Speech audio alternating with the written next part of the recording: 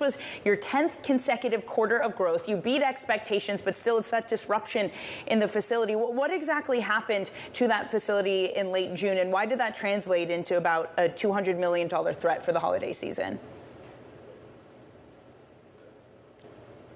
I think we might be pleased. There we go. Sorry, Hanneke, just your sound for a moment wasn't going. Please take it away. All right, we're here. Great. It's great to be here. We're super pleased with the quarter we just delivered, and we can talk about that. But let me talk a little bit about the incident at one of our semiconductor suppliers that happened at the end of June. A lot is still unclear. We do believe it's absolutely temporary and ring-fenced to Q2 and Q3, but it is an important supplier. They remain closed, and we don't have a definitive reopening date. We obviously have a crack team working on mitigation plans at the moment, leveraging existing inventory, leveraging secondary suppliers, which we do have.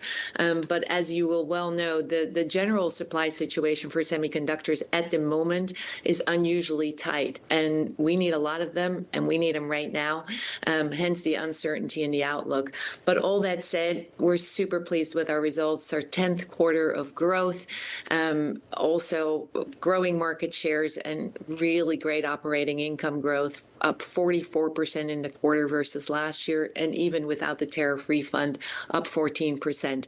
So this is a company that has taken a lot of blows between tariffs, geopolitics, component shortages, and yet we continue to deliver quarter after quarter, growing the top line, growing the bottom line, growing gross margins. Yeah, it's maybe one of the most, shall we call it, interesting times to be a CEO at a company like yours, Hanneke. So it's always so interesting to talk to you. And I know that you had mentioned earlier, kind of when all of this was brewing, the concerns over chip supply, that you had stockpiled chips. What was that case? Did you end up stockpiling chips? And do you have any left in the reserve that you can kind of tap on when you have these types of disruptions? Absolutely. So that's the beauty of a great balance sheet. So we have more than $1.5 billion in cash, no debt. So we have been, I wouldn't call it stockpiling, but we have really healthy levels of inventory. And therefore, again, in Q2, despite the closure, temporary closure of this supplier, we think the impact in Q2 will not be very large, about 20 million.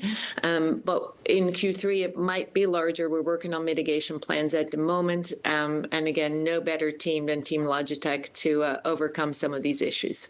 Again, I know you're actively working on those mitigation plans, but how does this thing kind of work? Are you able to shift production to secondary suppliers, or is this thing like it's a proprietary chip, and so that option, you can't necessarily be as nimble? How does it work with a facility like this? Yeah, unfortunately, some of this is competitive, so I can't give you all the details, but I will say, again, for resilience, we always have multiple suppliers of different semiconductor components. That's the case in this case as well. But again, the supply is a little tight at the moment, so we're working very hard on mitigating. Demand will be there. We're creating really strong demand across our businesses. You know, mice up 14%. Who would have thunk it? Gaming up 9%, video conferencing up 9% in the quarter. So the demand is there, and our team will be doing their very best to make sure we have as much supply as we can to meet it. What is your expectation for this holiday season when it's a consumer that still is feeling that price hike fatigue? Do you expect them to still show up, buy gaming, buy different tech from Logitech?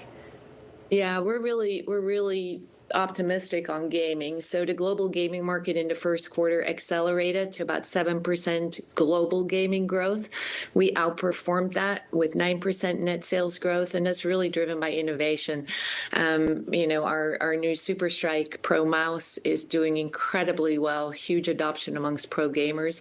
We also launched a really cool new gaming keyboard, the 512X, that's doing well. And then we have all these collaborations with iconic brands that just go from strength to strength. So collaborations with NASCAR, with McLaren, with the new Call of Duty.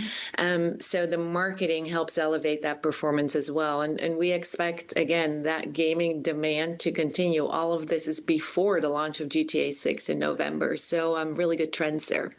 There has been some stress in the gaming sector over the price of components getting more expensive, especially as we see things like RAM and memory costs grow.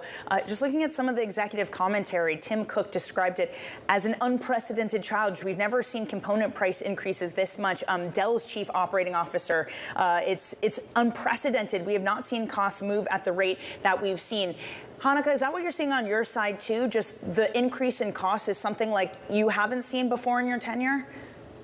Absolutely. It is unprecedented. And that's why I'm so proud of our team. You know, our gross margins, even without the tariff refund, were up 270 basis points in Q1, almost 45% without the tariff refund.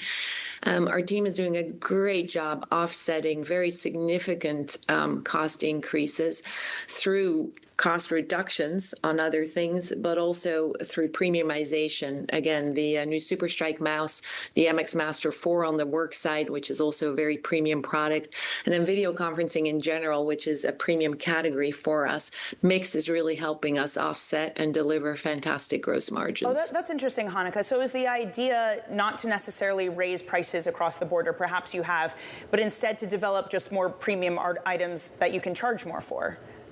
Absolutely. So we have only taken pricing on video conferencing where the memory chips have gone up a lot. So we did take some pricing there, but on the personal workspace and gaming parts of our businesses, we have not taken pricing this year. But we have come up with really unique technologies and innovations, MX Master 4, the Super Strike, that deserve higher prices. And indeed, that's how we drive mix.